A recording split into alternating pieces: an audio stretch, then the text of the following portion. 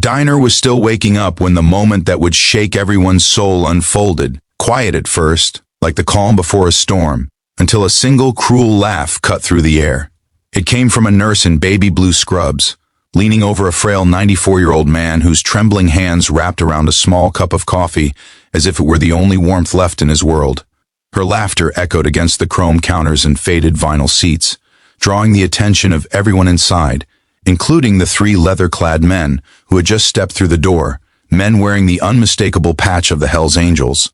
Seconds later, silence would bury the room, but in that moment, everything hinged on the way cruelty had turned an ordinary morning into something unforgettable. If you believe the world needs more kindness, compassion, and second chances, make sure to like, comment, share, and subscribe. The old man sat with his shoulders slumped, wearing an olive green jacket several sizes too big for his still rigid military posture. His name was Walter, though few people ever asked anymore. His voice had grown softer with age, his world smaller, and his steps slower, but the fire inside him, the one that had carried him through battles on foreign soil, still flickered, stubborn and quiet. The diner was the one place that felt familiar. He came every morning, always at the same time, always ordering the same plain coffee, always sitting in the same corner booth where his late wife once sipped tea and smiled at him as though he were the only man alive. But this morning, the nurse assigned to escort him from the nearby community home was in no mood for patience.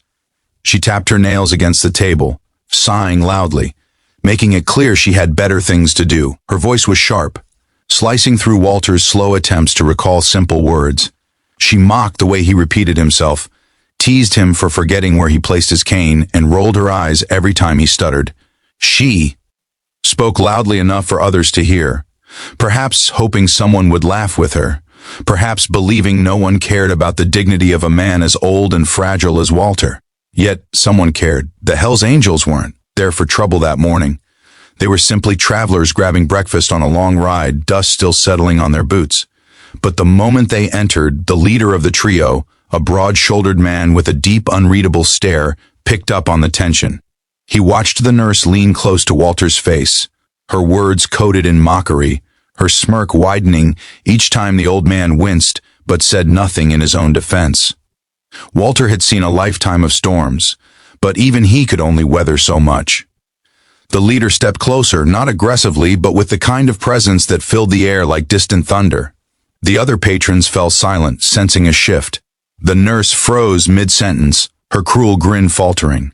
Perhaps for the first time all morning, she truly saw the man in front of her. Not his age, not his trembling hands, but the life carved into the lines on his face. Walter looked up, confused but unafraid, as the biker placed a gloved hand gently on his shoulder. The room went still. The nurse's smirk vanished completely, swallowed by the heavy quiet that settled like dust after a long ride. What the biker did next wasn't loud, wasn't violent, wasn't even angry. It was simply human. He nodded respectfully at Walter, then spoke softly enough for only those nearest to hear.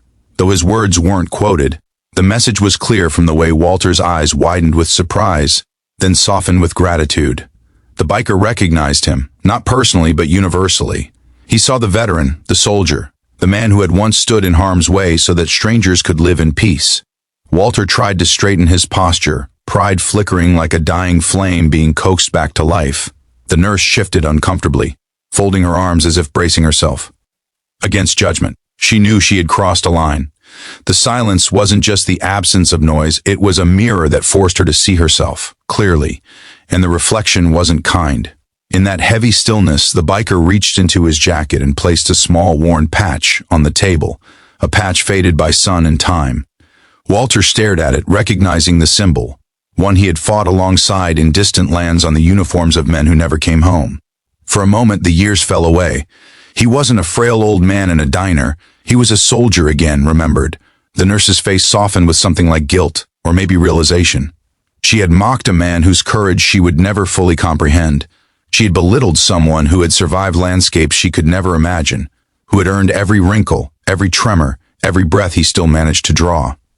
Walter took a shaky breath, and something inside him seemed to lift. For years he had felt invisible, reduced to a fragile body and a fading memory. But now he felt seen, truly seen, in the eyes of a stranger covered in leather and road dust. The biker wasn't glorifying violence or demanding respect. He was recognizing humanity, honoring sacrifice, and reminding everyone watching that decency does not discriminate by age, status, or uniform. The nurse finally whispered an apology, her voice barely audible but sincere. Walter nodded slowly, accepting not just her apology but the closure it offered. The biker gave Walter a gentle pat on the shoulder before returning to his booth. The other two riders followed silently, their presence still commanding, but now softened by the act of quiet respect that had filled the room. Walter finished his coffee with steadier hands. The nurse helped him rise with more patience than she'd shown all morning.